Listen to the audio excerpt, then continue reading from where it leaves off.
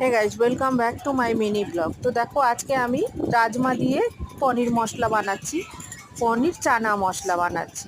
তো পনির চানা মশলাটাকে বানানোর জন্য আমি আগেই এই চানা মশলাটাকে ভালো করে কুকারের মধ্যে সেদ্ধ করে রেখে দিয়েছিলাম, আর ওর মধ্যে দিয়ে দিয়েছিলাম আমি রাজমা, আর টুকরো টুকরো করে পনিরটাকে কেটে পনিরটাকেও আমি ভেজে রেখে দিয়েছিলাম।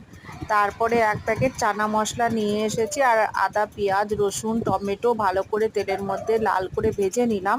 তার মধ্যে দিয়ে দিলাম আমি চানা মশলাটাকে দিয়ে একটু জল দিয়ে মশলাটা ভালো করে কষে নিয়ে দিয়ে দিলাম আমি এটা, মানে চানাটা যেটা সেদ্ধ করে রেখেছিলাম, আর রাজমা ওটাকে দিয়ে, আর একটা আলু দিয়েছিলাম কুকারের মধ্যে, সেই আলুটাকেও ভালো করে গ্রেভি হওয়ার জন্য চেপে দিয়ে দিলাম মশলার মধ্যে।